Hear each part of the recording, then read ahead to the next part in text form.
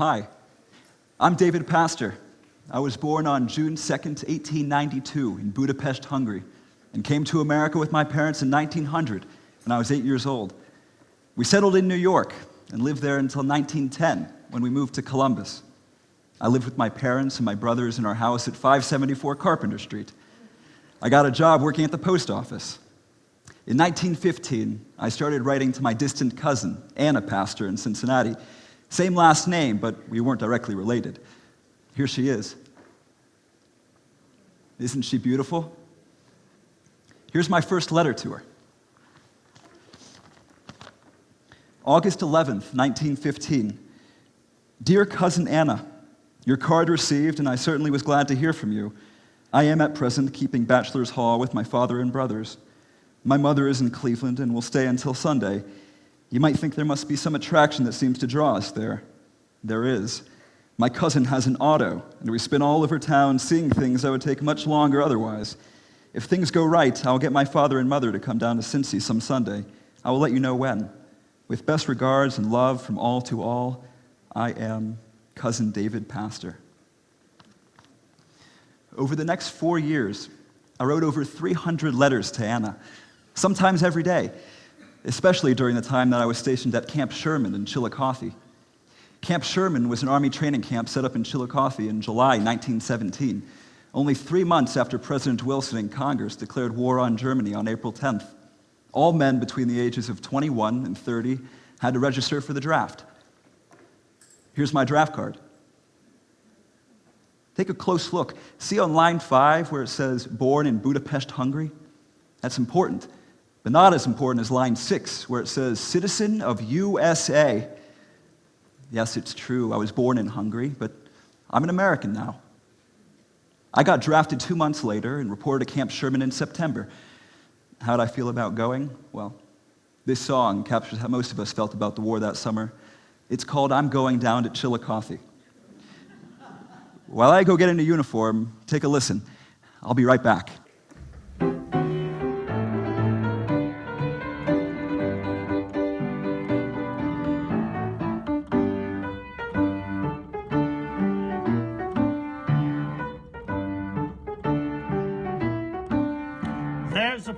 There's a place where I want to be. There's a face that I want to see. Dear old pal, good old pal, I know you're waiting there for me. All in line, looking fine, all the boys I know. Every son, all is one, standing brave and true. It's no use, boys, I've cut loose, so tell the bunch I'm on my way. I'm going down to Chillicothe. I'm going down there right away. I'll get myself a suit of khaki and fight for the good old USA. And when we get into the trenches, we'll make the Kaiser's hair turn gray. Conscript or not, I'll be Johnny on the spot. I'm going down to Chillicothe.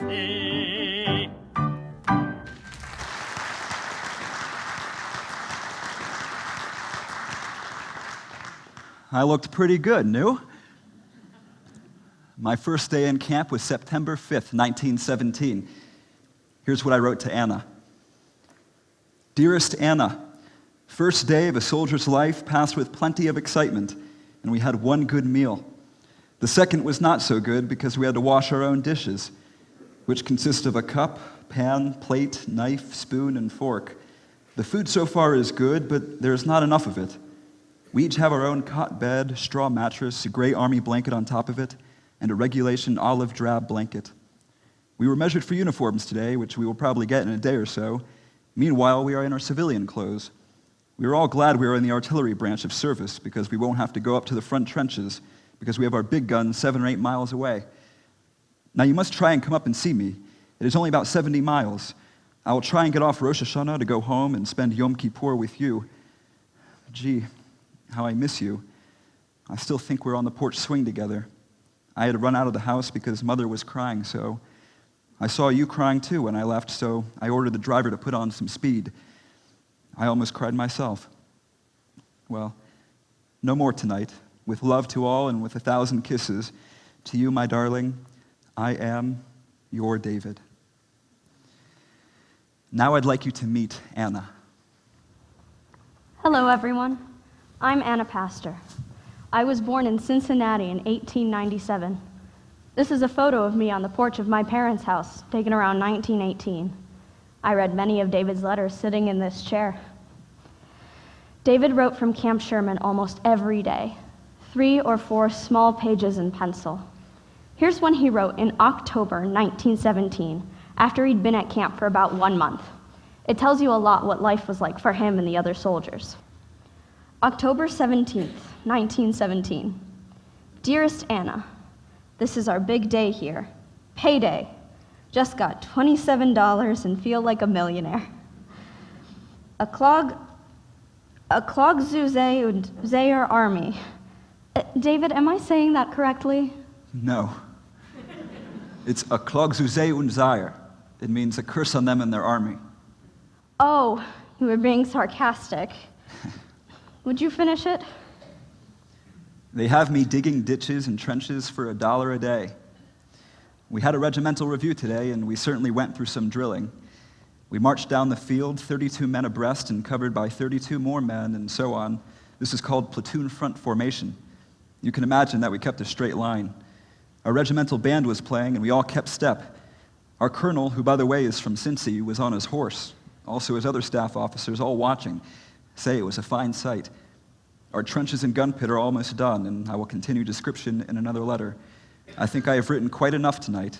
So with kind regards and love to all, and with kisses and love to my dear sweetheart, I am your Dave.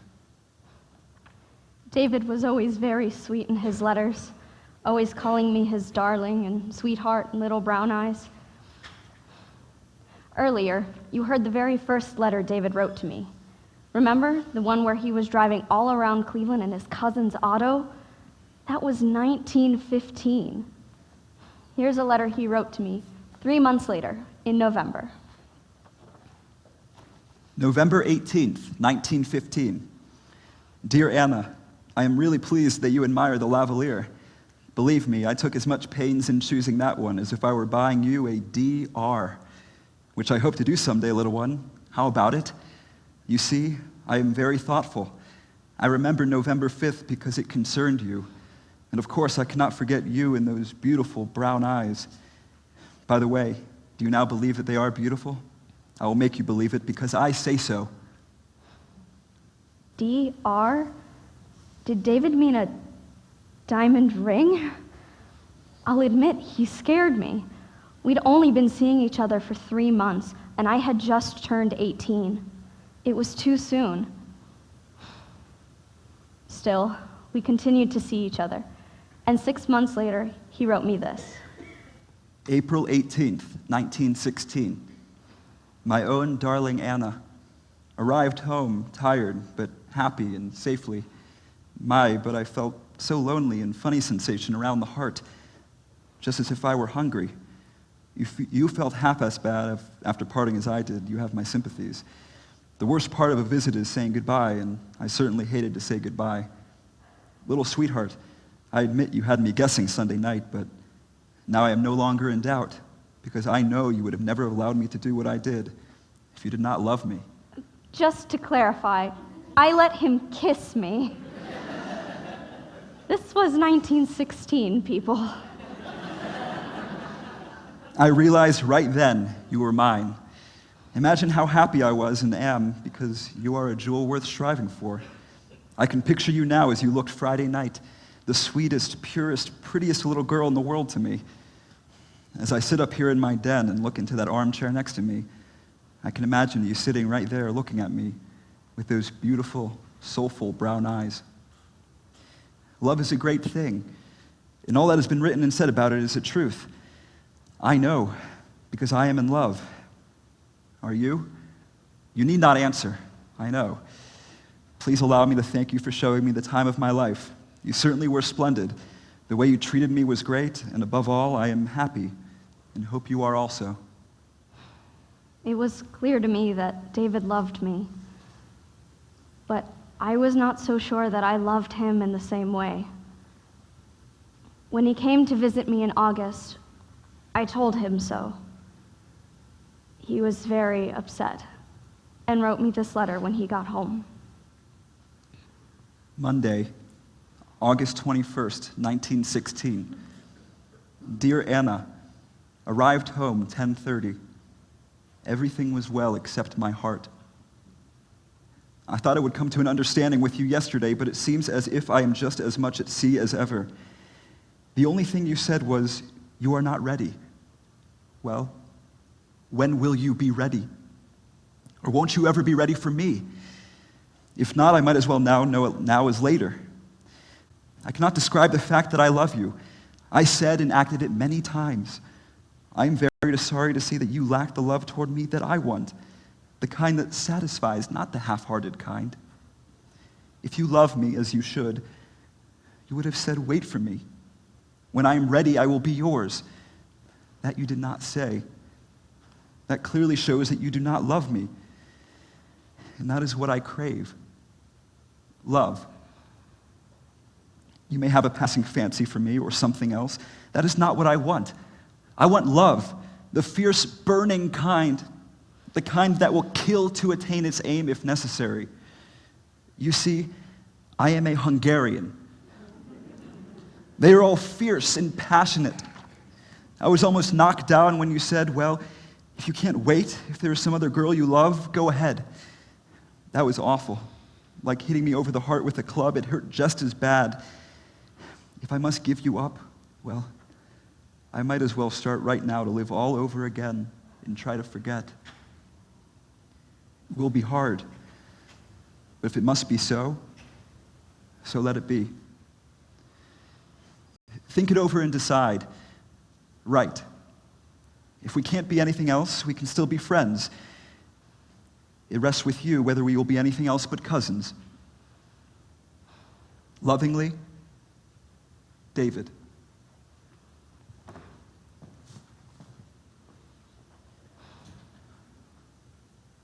P.S. Please tell your father not to forget to send that suit for my brother. Thanks.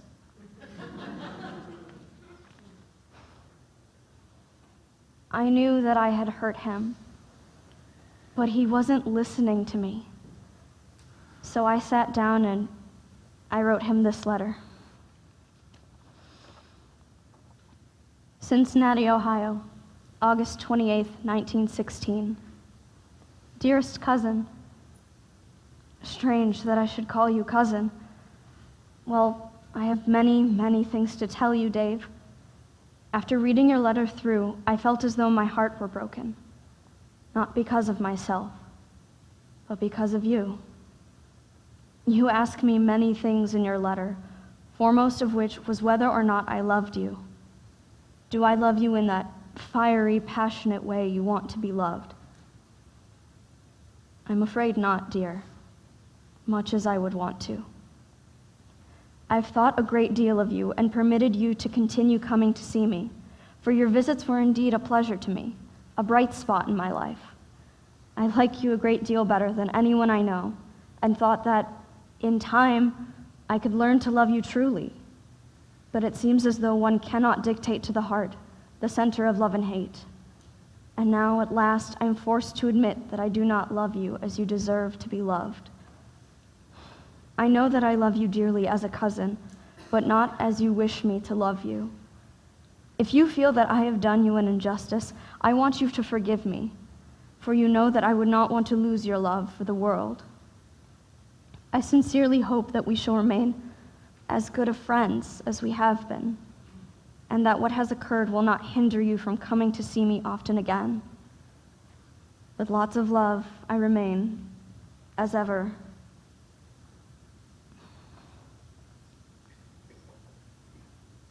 David, you need to read the letter you wrote back to me.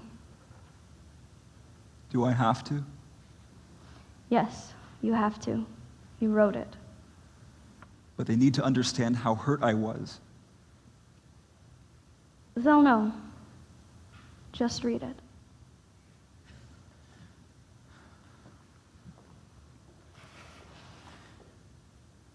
August 31st, 1916. My dearest cousin, your letter and picture received. Thank you very much for same. That message contained in the letter you should have told me long ago. You would have saved me the agony of what I am undergoing now. Please, do not let this affair cause you any worry. You did not seem to care whether you hurt me in the past, so why break your heart for me now? All the same, I thank you for your sympathy. I have no excuses to offer. I played my game and lost. I take my medicine like a man. I did my best to win your love, and if you cannot reciprocate it, it is best you say so now. Why? Why did you wait until now? Never mind the reason. What wrong have I done anybody that I should have to suffer like this? Was I so bad that I am made to pay the penalty of my blindness? Yes, I was blind, or I would have seen that you care not for me. I can recall many little anecdotes to show me. I was lifted onto heaven and suddenly dashed to the ground, a shapeless, bleeding mass. For that is exactly the condition of my heart, a plaything. Now it is torn and bleeding, a raw, open wound. You ask me to forgive you. Yes, dear, I forgive you. For the love that was and is mine forbids me to bear malice towards you. My love was the kind you cannot kill. It is the kind that should be appreciated. But alas, you are not for me. Let that suffice. May you be happy in the future, even as I was in the few short months that I knew you. God bless you, and may he lead you into the paths of true love and happiness. As for remaining friends, so shall it be cousins, that is all. As for me continuing my visits, that is impossible. That would be a crime against myself. How could I bear to see you and be near you in the condition of my heart? That would only reopen the wounds I am trying to heal. And anyhow, you folks have not shown enough interest in us to come and see us. Best regards and love to all from all. Don't forget, I love and will love you until I die. Your cousin, Dave.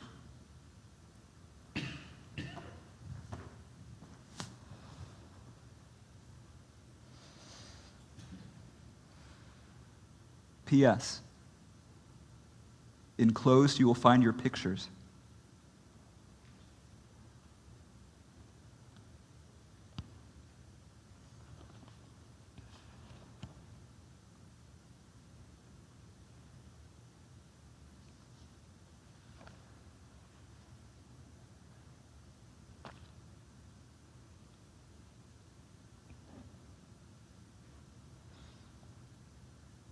We did not speak for 9 months. The longest 9 months of my life. Mine too.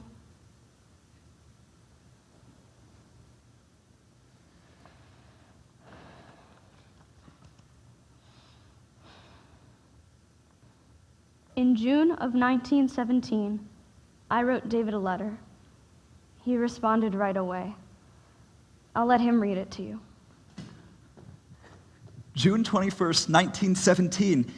Dearest Anna, received your most welcome letter, and you cannot imagine how happy I feel over its contents.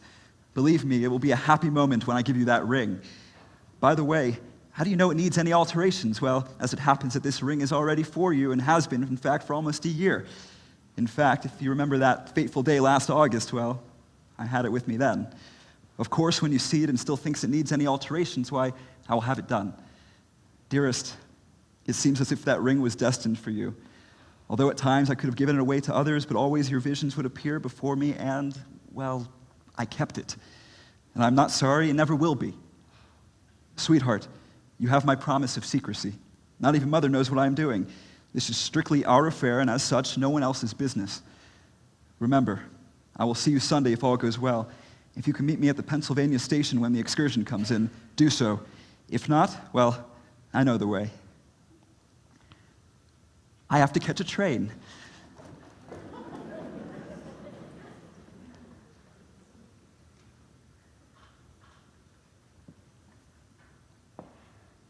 You may ask, why did I change my mind?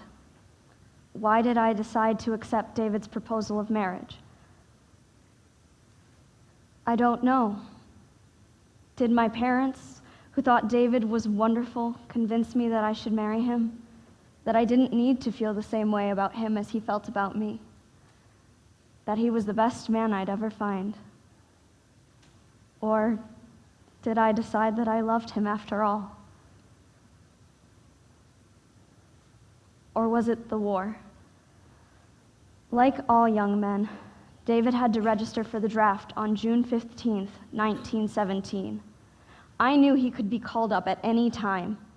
What if he was sent overseas and died on a battlefield in France?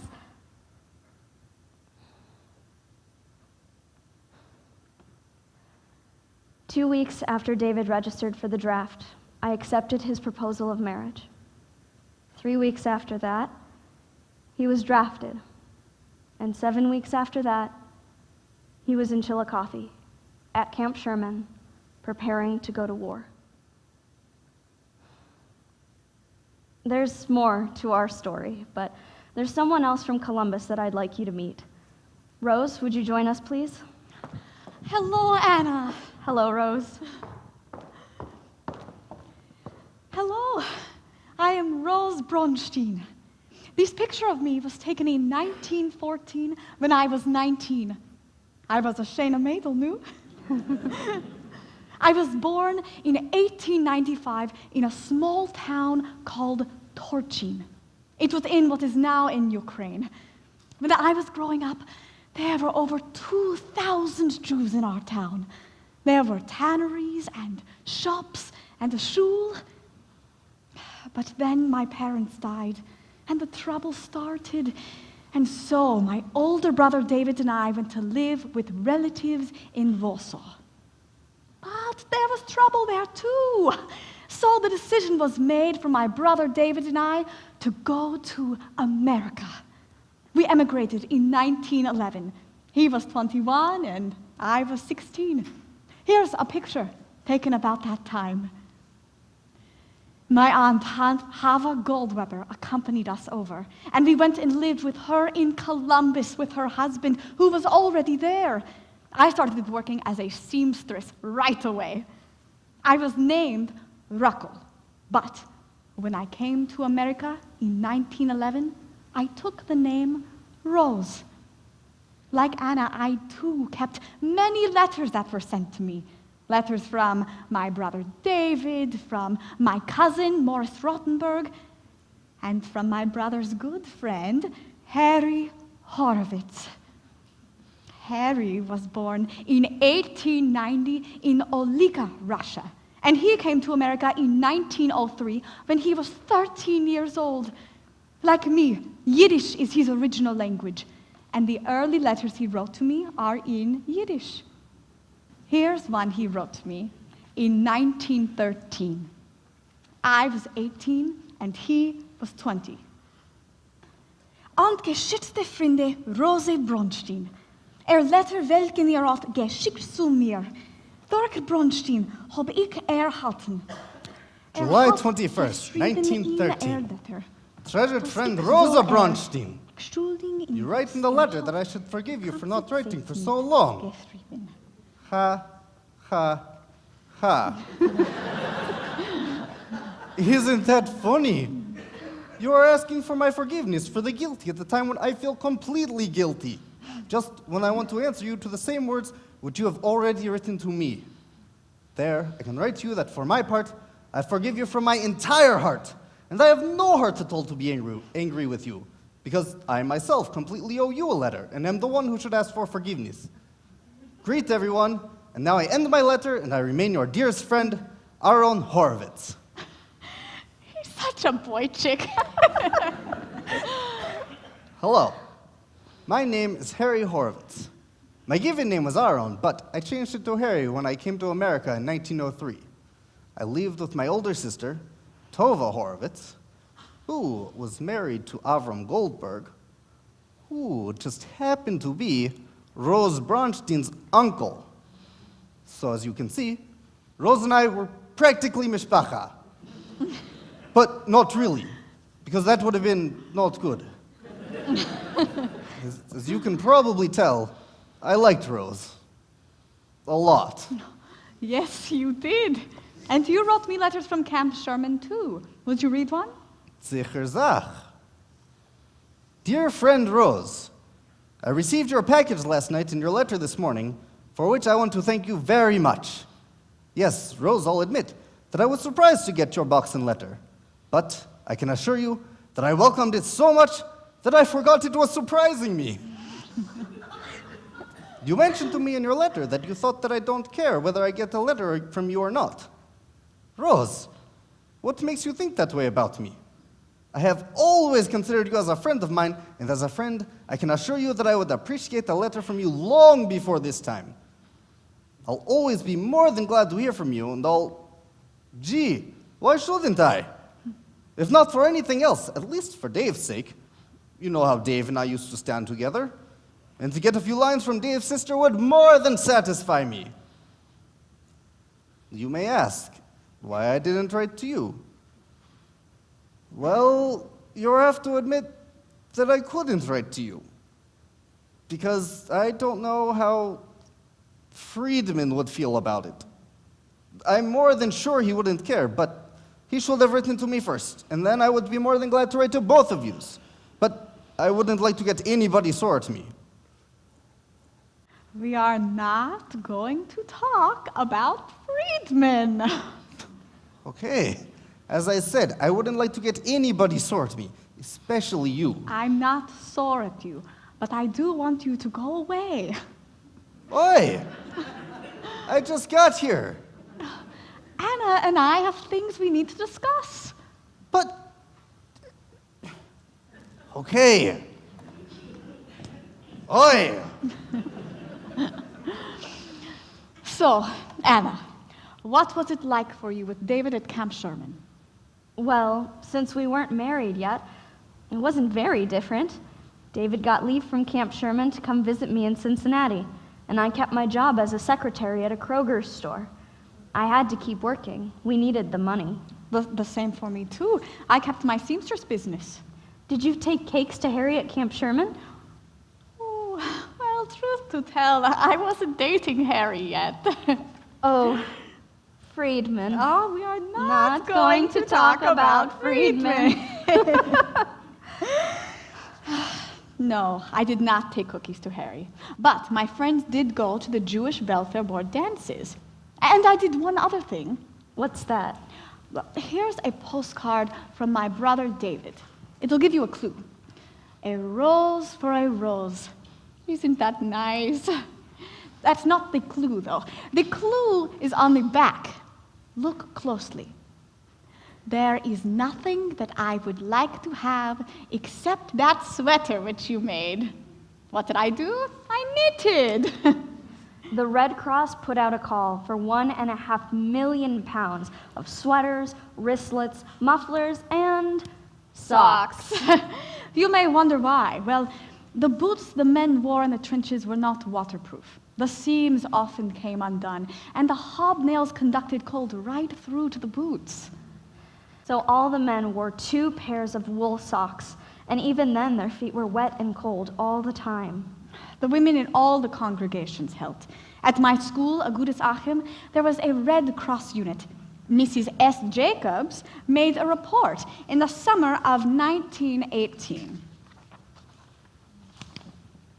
Very industrious are the ladies belonging to the Red Cross unit of the Agudas Achim congregation.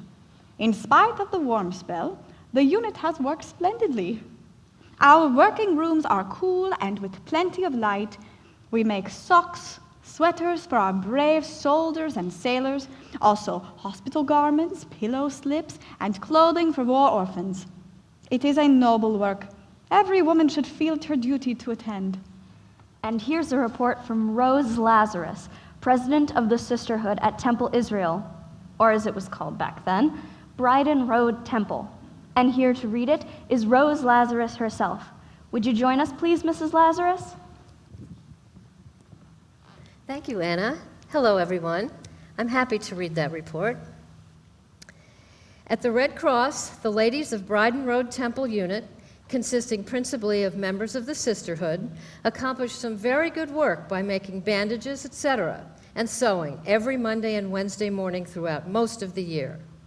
We have also sent over 100 pairs of socks, besides numerous sweaters and helmets, to the Red Cross and also to Camp Sherman for the Jewish soldiers. You not only led the sisterhood, but you had sons in the war, didn't you? Yes, I did. My husband Fred and I had 4 boys. Simon, Fred Jr., we called him Fritz, Robert, we called him Bob, and Jeffrey, we called him Jack. We used a lot of nicknames in our family. Simon and Fritz were too old to go, but Bob and Jack enlisted. Bob was stationed at the Army camp in Johnston, Florida, and Jack was at the Naval Training Barracks in Philadelphia. And you wrote to them? Yes, I did. Would you like to hear one? Very much. Here's one I wrote to my youngest, Jack, in 1918. 1080 Bryden Road, Columbus, September 29th, 1918. My dear, dear boy, received your loving letter of last Thursday morning yesterday, and was so glad, dear, to hear from you again before you left. Suppose by this time, Sunday morning, you are on your way, dear, and may God speed you and watch over you. Aunt Sophie and Amy arrived this morning, both looking very well. It has turned much warmer, and we will probably now have our Indian summer. Had a letter from Bob yesterday, and he says he does not expect anything higher than a second lieutenancy, as that is all they are giving at present. He was naturally most anxious to hear about you, dear, and I wrote him all I knew, of course. Don't know much of interest to write about, dear. Fritz is head over heels at work for the Liberty Loan, and I do hope they will be able to raise the 13 millions required here. He is to meet Roosevelt tomorrow morning at 7 o'clock. The memorial arch they are building to the Franklin County dead is to be dedicated then. I sent the razor blades yesterday to the barracks address and hope you will receive them all right. Could you not get them in Philadelphia, dear? Think Mrs. Harmon and Hattie Gumble are going down to Jacksonville today to see Milford Harmon. Would not mind being one of the party, as I am most anxious to see Bob and Hattie, for it certainly seems a long time since I last saw them. It was funny, a couple of weeks ago, Cups was so weak, miserable looking, that Fritz said, if that was my dog, I would chloroform him. But I would not hear of it. So now he is getting along fine and has a new lease on life. And doctor said he would get well. So I am very glad I did not follow Fritz's well-meant advice. Will you let me know, dear, if there is anything you can use, and will be most anxious to hear of your safe arrival over there, and God willing, that may be soon. Everyone sends loads of love and kisses to you, my dear one, and so do I, with a heart full of love. Your ever-loving mother. Thank you, Mrs. Lazarus. You're most welcome. You already heard David's first letter from camp. Here's one from Sammy Weiner to his Uncle Samuel in Columbus. Sammy wrote from Camp Sherman right after he'd been notified he was about to be shipped overseas. May 23rd, 1918. My dear Uncle Sam, the cheerful letter you sent me today was surely a welcome. I am terribly sorry that I cannot see you all before I leave, but I guess you're right when you say it makes us both more sad. But it's hard for me to leave you all now, for you certainly mean a lot to me. Your home has been my home, and I'll never be able to repay you for your kindness, which I know you will never expect, for you are good and have been simply wonderful to me. And when I get out to no man's land, I'll surely think of the wonderful times I have had while visiting you. And when I come back, if I ever have the good fortune to, I'll expect to find you the same as when I left.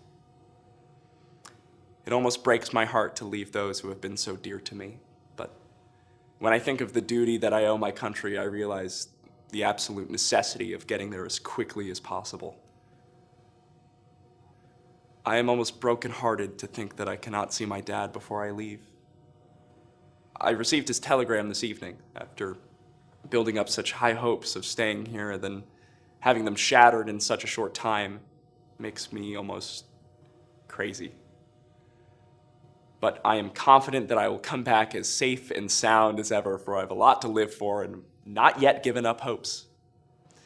You and your wife have been like a mother and father to me ever since I came into this army, and I am one that never forgets. Lots of love to you, Dad, Mother, and the family. Also to Harry and Lena, whom I wish and hope they have all the happiness in the world. Bye-bye, and good luck to all of you is my sincere wish. Sammy. It was so sad he didn't get to see his father before he left. But that happened all too often.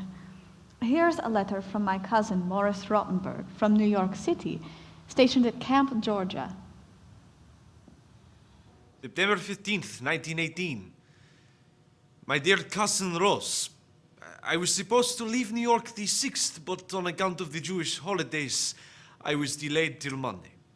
I got there the Saturday 2:40 p.m. and got to camp Wednesday 12:30 p.m. on the next day. I got examined and passed for the regular army. Yesterday I got inoculated and vaccinated, although I feel a little weak, but I don't mind it. The air out here is very good, but I don't know if it'll stay very long. Dear Ross, I hope you will not refuse me, although I know you got plenty of your own troubles. I took out the policy for $10,000 in case I die or something else. My folks will get the insurances. I wanted to make them as the benefiters, but I don't know where they are now. So as you see, I couldn't help myself. I was forced to bother you because I must make out a will in case of accident. You will get notified. You will have the authority. I hope we all come home alive. I do more than sure, but if not, so I don't have to tell you what to do. Dear cousin, I hope you will excuse me for I trouble you too much. I hope when I'll come home, I will repay you for all. With best regards and wishes, I remain your best cousin forever, Morris Rottenberg. Of course, I would do everything I could to find his parents, but they were still in Torchin, in Russia, And only God knows what happened to them. yes. The men wrote from France. Rose, you received a postcard from your friend Bert Woolman, right? Yes. Private Bert Woolman, October 29th, 1918. Hello, Rose. This is some place and some sights to see. Having a wonderful time. Wouldn't miss the trip. Feeling fine. Not as bad as people imagine here. Regards to all, Bert. He didn't say much, did he? No, he didn't. And neither did my brother David, who was also stationed in France, and I gave him a piece of my mind about it. Here was his response to me. Somewhere in France, October 13, 1918. Dear Rose, your real long 9-page letter, which you claim to be the longest that you ever wrote, and it took me about 5 minutes to read it, I received last night, and was surely glad to hear from you and from Zygmunt that you are all well and eagerly awaiting my return. Dear Rose, it seems as you are complaining that I write short letters. Why, I would like to just sit down and write you a letter from 25 pages, and even then I could not tell you all that I would like to tell. All those beautiful and historical places that probably you remember from the French history. But Rose, all I could tell and am allowed to tell is that I am well and feeling good, though I do get tired of writing the same old thing again and again, and imagine that you are the same way. When you get a letter from France, you expect to hear something wonderful stories, but I don't believe in it. I'll better tell it to you when I come back home. Don't you think the same way? No, I don't. I want to know what's going on with you. We all did. We were all so hungry for news from our men that families even gave their letters to the newspapers to print. Here's one from Sol Rising. His family shared it with the Lancaster Daily Eagle. France, June 30th. Dear sister, as today is Sunday and we don't do anything, I will try to write you a few lines to let you know that I am well. Hope you are the same. I received a letter from Nathan a few days ago, and I answered it right away. I wrote him a letter and hope he will receive it okay. How is everything at home? Everything with me is okay. We are having fine weather here. Hope you are having the same over there. I would like to write you some news about our company, but as you know, that we are not allowed. I suppose you know all about it before you get my letter. Well, sister, I must close for this time. With love to all, I remain your loving brother, Saul Rising, Company L, 166th Infantry. As you just heard, Saul explains why his letter was so short. I would like to write you some news about our company, but as you know, that we are not allowed. The army was fearful that letters home would fall into enemy hands, so soldiers were told not to write anything about where they were or what actions they were in, and officers had to censor all the letters. But not everyone was as skimpy with news as my brother. I'd like to introduce you to Mrs. Philip Plain of Newark. Mrs. Plain, would you join us, please? Hello, Rosa. Hello, Anna. Hello, everyone. My name is Rosa Plain. My husband's name is Philip. We live in Newark, Ohio. 3 of our boys went to war. 2 were in the Army, but my youngest, Joseph, served in the Navy. He enlisted on August 1st, the very day he turned 18. Here's his picture. Isn't he a good-looking boy? After training, he was assigned to the USS Arizona, and he made 3 expeditions across the Atlantic to England. He came back the 3rd time on a merchant ship, and as soon as he got to Brooklyn, he wrote to us. January 20th, 1918, Brooklyn, New York. Dear Mother, I'm dropping you a few lines to let you know that I arrived all right. It took us 22 days to go over, as we had very bad weather. We went to Port Victoria on the Thames River and was in London one day and also one day in Liverpool. But the next time I know will be longer, as I'm now onto all the ropes and there's a crook in every hook. I'm back on the USMS Philadelphia and got in this afternoon and will be leaving tomorrow or Tuesday afternoon perhaps. So write me by special as soon as you receive this. The second day out and about 90 miles off Queenstown, we spotted a submarine. But our active destroyer scout was a little too quick for them and dropped the depth charge, and puff, the submarine disappeared. I had a pretty nice time while I was in London. The other boys and myself were sitting in the YMCA hut in that city when a stylishly dressed lady came up to us and started talking, after which she invited the 4 of us out to lunch. We were ushered into a swell limousine and sped around to the Lion Tea Room. After lunch, she took us to the Empire Theater, and from there to the American Consulate, where we got our luggage. And she then drove us to the railroad station, where she left us to wait for a later pool train. Can you imagine who it was? Who? No?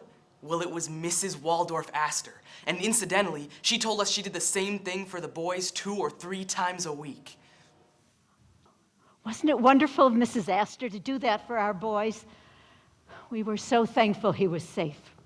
And so were we. Thank you for joining us, Mrs. Plain. You're welcome. Joseph had a good time in London, but things weren't so good in the trenches. Here's a letter from Milton Friedman to his brother. It was published in the Circleville Daily Union Herald, their local newspaper. March 6th, 1918. Over there. Dear brother, we've just returned from our first trip in the trenches and are now in our first rest camp, enjoying all the luxuries of life.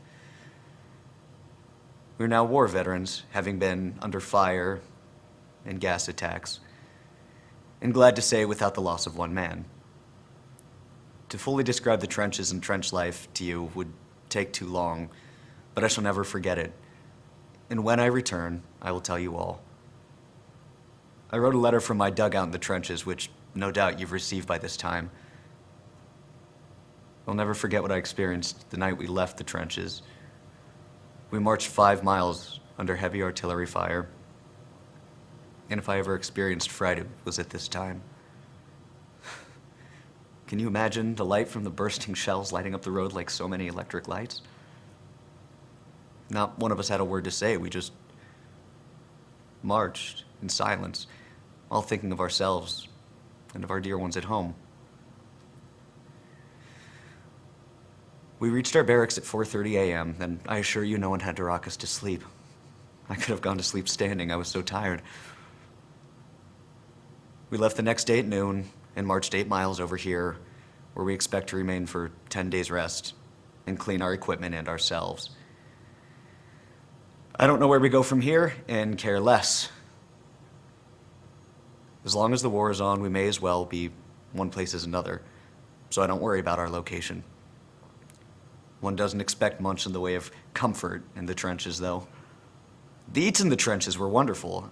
The government seems to realize the conditions, and the men are fed wonderfully. One morning we had turkey for breakfast.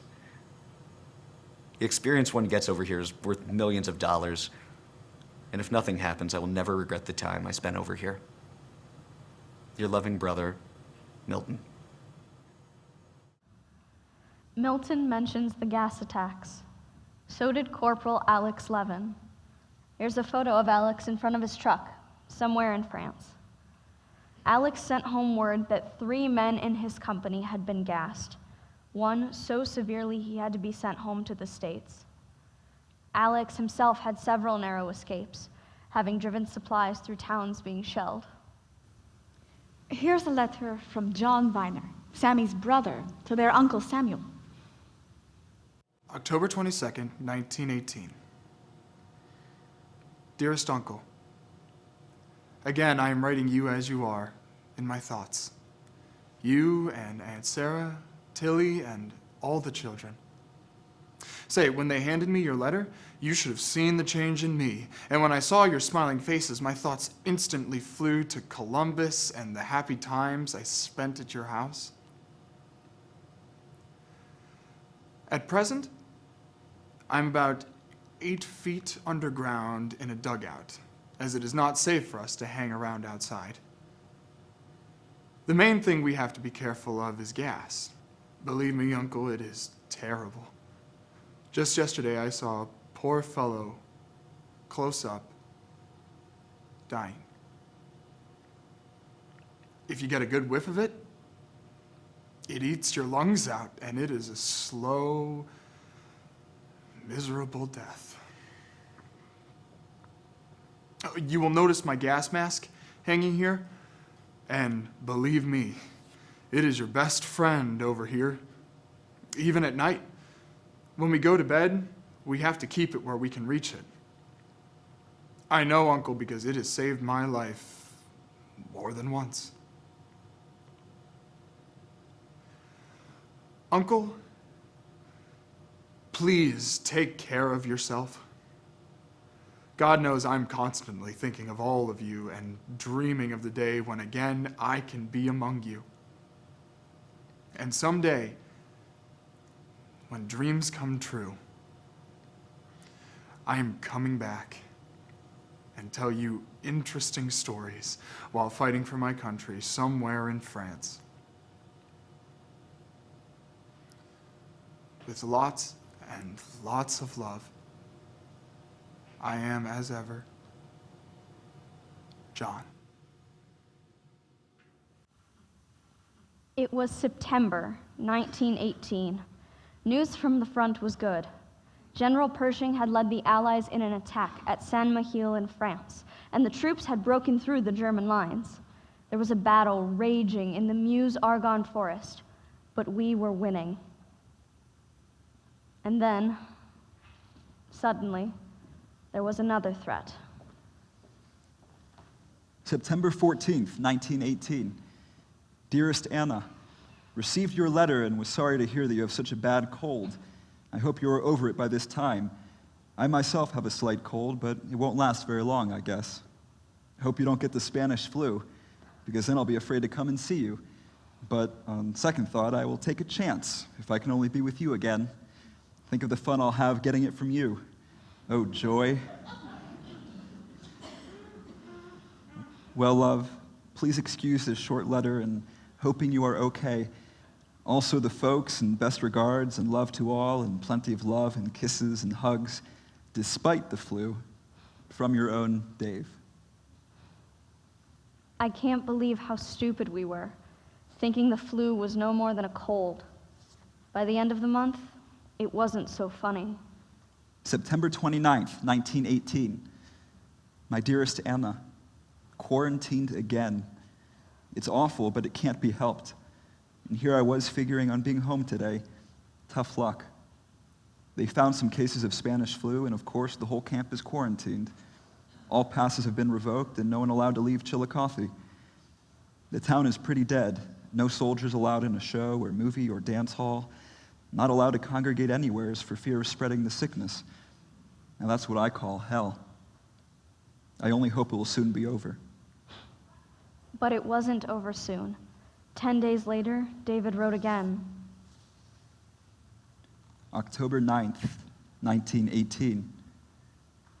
Dear little sweetheart, I was at the hospital tonight to visit a boy who was sick. He was unconscious when I saw him, and he died an hour later. And I never want to see anyone suffer like he did. I could hardly stand there and watch his agonized grasping for breath. When I got out, I was almost overcome with horror and sorrow, for he certainly was a nice boy and a good pal. Of course, I'm a little bit scared on account of this disease and trying to fight it off, but with God's help and a little care on my part, I will come out of this okay. Harry wrote to me 8 days later, also from Camp Sherman. October 17th, 1918, Camp Sherman, Ohio. Dear friend Rose, if you're interested to know why I passed the worst 3 weeks in my life, so I'll tell you. Just picture yourself being in a place and under quarantine and not to be allowed to step out of your barracks. And all you hear about is hundreds of young boys dying every day and every day. Just as fast they get sick, be taken to the hospital. And the damn flu spreading so fast that we never knew who was going to be next. Anybody that was taking sick with it and taking to the hospital, it was goodbye forever and no return. Of course, we all hope that danger is over by this time, but who knows? Meantime, we still under quarantine. We can't go no place. I'll tell you, Rose, soldier life is nothing but hell. And if we ever get out of it, we'll be getting out of hell. It was hell. 5,686 men at Camp Sherman got the flu, and 1,777 died.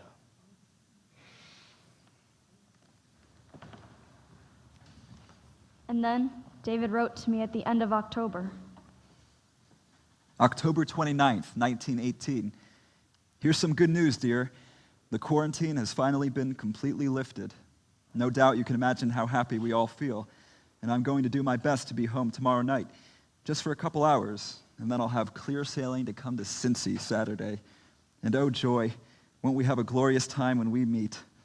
Just the thought of being with you again, dear, makes me so happy. We surely ought to feel grateful to God for sparing us as he did. As I was lying in bed the other night, I thought of this, and I tried to think of some of the prayers I knew when I was a kid. But I forgot them all, so I just prayed in English. And I meant every word of it.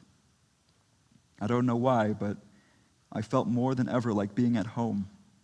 And I thought about the sickness all over the country, and I prayed that my mother and father and brothers should keep their health, and that you and yours should also remain well. Then I felt better and fell asleep. Did you find my long letter Monday when you got home?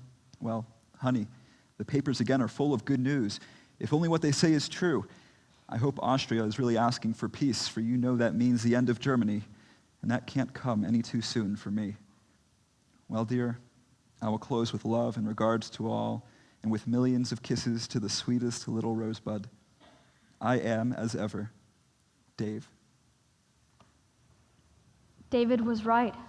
We were so grateful that he had been spared. And the news from France was hopeful. And 2 weeks later, Harry wrote this to me. Camp Sherman, Ohio, November 13th, 1918. Dear friend Rose, I'm very sorry we all didn't get to stay at Alice's house a little longer. If we would, we all could have the time of our life. After we left you, Alice and I went over to her house. We sat and talked for a while, and then it must have been about 1:30 when I said goodbye to Alice, and I went to the station. On my way, I met another soldier from Camp Sherman, and having a little time to spare, we decided to walk up to Mills' restaurant.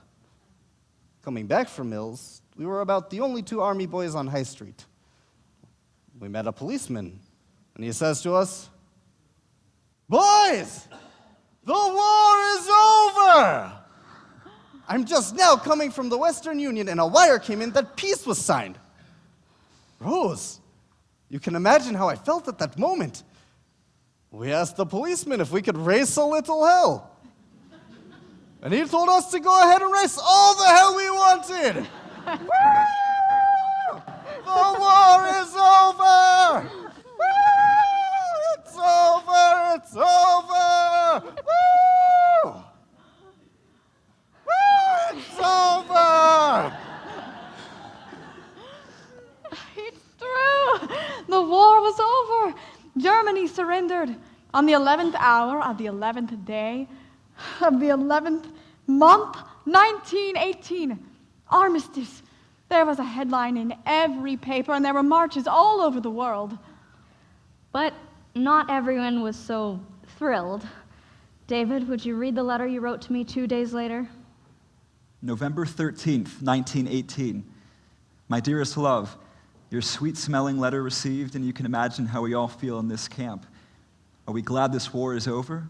Well, honey, we surely are, but not quite as happy as one would think. We did not have quite as much excitement here as the papers stated.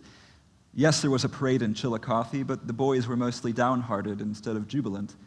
And for this reason, it is true that the war is over, but when do we get out? That's the question. When we get home, then and not till then will we be truly happy. Do you see now, dear, the awful thought of putting in a year or more in the army and peace is at hand almost drives a man crazy. I certainly hope that we will get out soon. My brother was not on his way home either. At the end of January, he was still in France. He wasn't getting my letters, and I wasn't getting his, and he was getting quite upset. But finally, one of my letters came through. Le Mans Sartre, Monday, January 13th, 1919, 8 p.m. Ma chère Rose! Your letter from December 17th I received last night, just when I was getting ready to go to a theater. I was in town all afternoon and bought tickets to a French opera entitled Barbier et Séville. And it was rather a little cold last night, so I decided to go home and get my overcoat. When I came home, I found a letter from you on my bunk. It surely did surprise me. I've been expecting to get a letter from you every eve for the last 6 weeks, and already thought that the one way to find out how you are getting along is to go to the USA, Columbus, Ohio. But since I am awaiting for such an order to come with the same anxiety, so I was obliged to thank up our beloved President Wilson's policy, watchful waiting. And finally, after 6 long weeks waiting a letter that I forgot all about, that I had tickets to a show till my comrade of arms called my attention to it, and therefore could not answer you the same eve. But I am sure you will forgive me. Tonight, coming home from work, I found another letter dated December 11, though 6 days older, but quite interesting. For instance, you asked me if I knew the war is over. If so, why don't I write? We certainly do know that the war is over on November 11th when the armistice was signed. I wrote you a great big long letter and told you all about my experiences and celebrations, but it seems as you have failed to get that letter. But now, since it is rather late news, and I have read somewhere in a book that Shakespeare never repeats, so I decided to tell you all over again when I will come home, which I hope that time is not far off. A month later, my cousin Morris Rothenberg wrote to me in February. The war had been over for 3 months already. February 5th, 1919. To my dear cousin Rose, I received your letter about a week ago. I couldn't answer the same day because I had to move, and it takes a couple of days before you get settled in a new place. I am now in another place. The name of this town is Lean, and believe me, it's some town. It's half the size of Torchin. Now you can imagine how it looks like. I hope you will excuse me for my poor writings, because I am writing this letter on my break and my hands are cold. So you can imagine under what conditions I am writing. I wrote to Dave, but I think he is on his way home. I am feeling good and hope to go back soon, but don't know when. Whenever it will be, I can assure you my first stop will be in Columbus. Meanwhile, we can keep on writing. I would like to have from you every week at least one letter. I would try my best to write often as possible. We'll write to you in a few days, a bigger letter. I hope you will excuse me this time. I close with best regards and wishes to you, hoping to see you soon. I remain your loving cousin, Morris Rothenberg. Best regards to sister and family. Look for my address on the other side. My brother and cousin were still in France. But the family of Samuel Fuchs was thrilled that their son was in France. You see, he was a member of the Rainbow Division of the 166th Infantry that fought in the Battle of Saint-Mihiel in France on July 15, 1918, and was declared missing in action. 2 months later, they received word that he was in a German prison camp.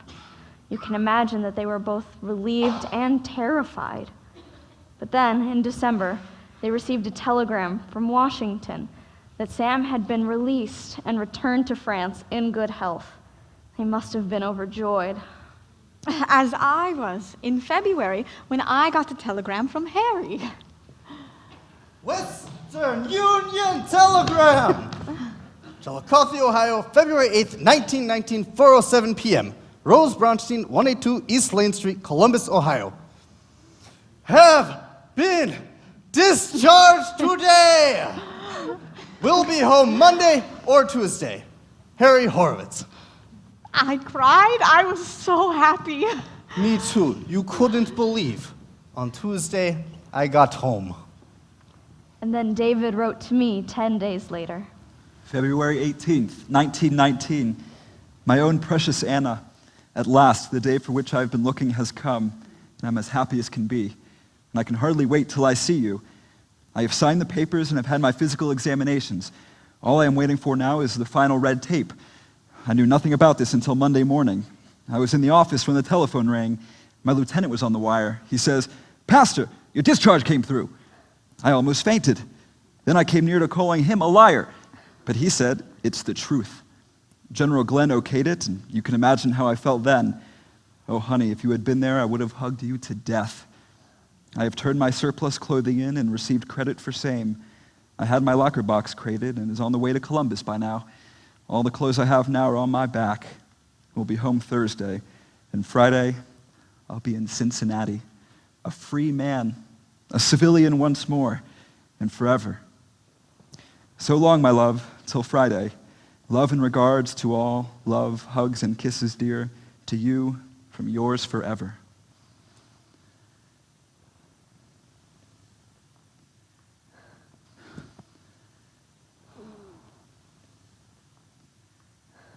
I've never been happier in my life. I wish everyone could have been as happy. So after Joseph wrote to us in January, we didn't hear from him for weeks. We thought maybe he was on an extended cruise. Finally, one of my other sons wrote to the naval authorities in Washington, D.C. They told us he was safe aboard ship. We were so relieved. But we still didn't hear from him, so he wrote again and got the same answer. Then it was September, and we hadn't had a letter in 8 months. So my son wrote directly to the commanding officer of the New York Navy Yard. And we finally heard back from the Navy.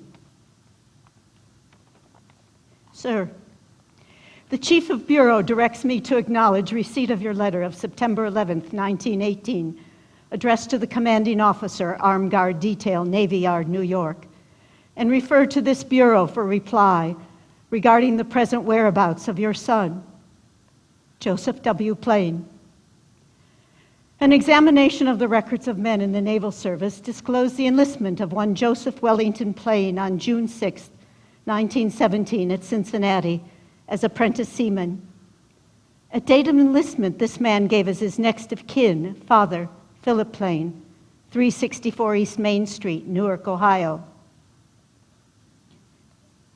The records in the Bureau show that the above-named man was the seaman signalman on board the SS Merton Hall,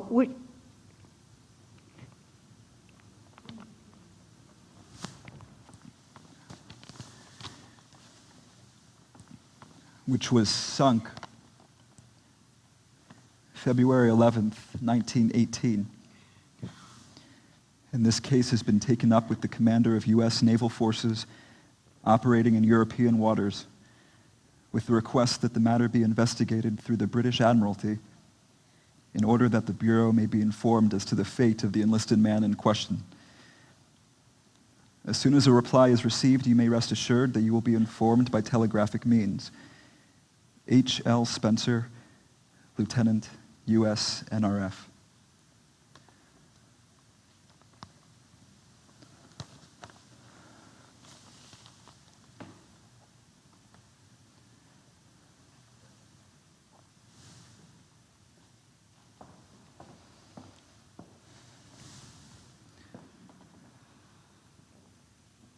In all, over 260 Jewish men from Central Ohio served in World War I.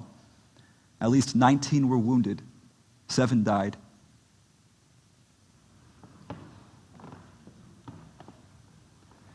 Joseph Wellington Plain, born August 1st, 1899, son of Mr. and Mrs. Philip Plain of Newark, Ohio. Enlisted August 1st, 1917. Seaman Signalman First Class. Killed in action when the merchant vessel SS Merton Hall was sunk by a German U-boat, February 11th, 1918. Lewis Moses Wilson, born July 4th, 1895, son of Mr. and Mrs. Isaac Wilson of Chauncey, Ohio, entered the Army January of 1918. Private, first-class machine gunner, killed in action in France on or about September 12, 1918. His body was not returned until 1922. Walter Atlas, son of Mr. and Mrs. Emanuel Atlas of Gloucester, Ohio, born March 23, 1897, private, entered service September 5, 1918, died 1 month later of pneumonia on October 3, 1918, at Camp Sherman. Lester Cohn, son of Jenny Cohn, born August 19, 1897, in New Jersey, private, entered service September 5, 1918, and died 1 month later at Camp Sherman of bronchopneumonia. Louis Rosenbaum, born December 4th, 1893, son of Mr. and Mrs. John Rosenbaum of 447 East Mound Street, Columbus, Ohio. Private, killed in action in the Battle of Saint-Mihiel in France on October 22nd, 1918. Morris Lubitsch, son of Max Lubitsch, born October 17, 1898, in Supuskin, Russia, attended Circleville High School, entered the Student Army Training Corps at Ohio State October 11, 1918, died of nephritis on December 4, 1918, in Columbus. David I. Rosen, born January 15, 1888, son of Mr. and Mrs. Samuel Rosen, 860 Parsons Avenue, Columbus, Ohio. Master Sergeant, saw action in the Battle of Saint-Mihiel, died January 8, 1919, of influenza and pneumonia. The soldiers who died in France: Louis Wilson, Louis Rosenbaum, and David Rosen are buried in the old Agudas Achim Cemetery. May their memories be for a blessing. Amen. Amen. But life goes on. And on June 18th, 1919, my Aunt Hava, the one who accompanied me to America, wrote me this letter. Dear Rosa Bronstein, may you live well. We will have a wedding at your place with joy. Your aunt, who wishes you great happiness, Hava Goldweber. It's true. On August 24th, 1919, Harry and I were married. We lived in Newark, and Harry had a scrap business. Eventually, I grew it into the Newark Auto Wrecking Company. My brother David was the general manager at the Reliable Wet Wash Laundry. He was a member of Agudas Achim and an active supporter of the Zionist movement. He was engaged in 1925, but was never married. He was already sick, and he died of cancer in 1926. We believe because of the gas he was exposed to in the war. Here's a picture of his gravestone. Rose was active in Hadassah, and we had 3 daughters, Janet, Elaine, and Diane. Rose died much too soon in 1946. I died 30 years later in 1976. But we are buried together in the old Agudas Achim Cemetery. We had a good life, Baruch Hashem. Baruch Hashem. We have one more letter to share with you. David wrote it to me 4 days before our wedding. Would you read it to them, please?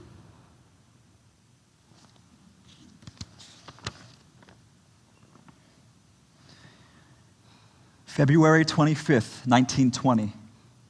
My darling Anna, your beautifully expressed letter received, and believe me, dear, I do appreciate the great emotions you are undergoing in regards to leave home and take the steps you are taking.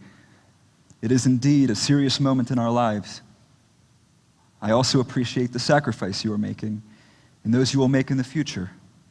And dear, I'm going to make every possible effort to make myself worthy of you and to show you that your love and confidence in me has not been misplaced. You will live a different life from what you've been used to. You'll be away from your lifelong friends and acquaintances, meet strange faces and new acquaintances. No doubt you will be homesick, but through it all, I will be with you.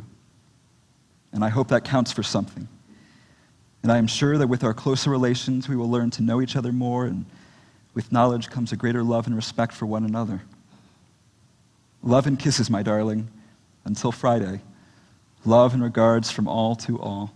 Yours forever, David. We lived in Columbus, where David opened the Standard Dry Cleaning Company. We were members of Agudas Achim and Tifereth Israel. David was active in B'nai B'rith and president of the Excelsior Club. In 1936, he was a founding member of the Jewish War Veterans of Columbus and became a commander. And Anna was a founding member of the Jewish War Veterans Women's Auxiliary. We never had children. David died in February 1955 and is buried in the old Tifereth Israel Cemetery. After his death, I moved back to Cincinnati, where I died 30 years later, in 1985. But I'm buried next to David, in Columbus. Like Rose and Harry, we too lived a good life. Baruch Hashem. Baruch Hashem. Here are the names of our Central Ohio Jewish veterans who served in World War I.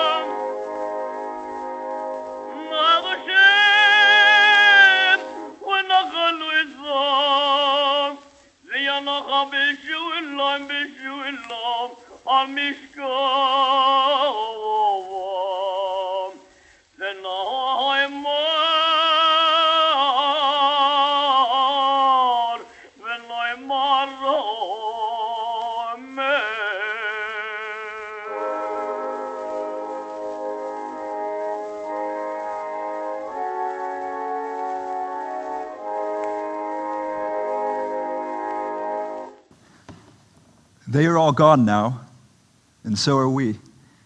But we live on in the memories of those we loved and who loved us.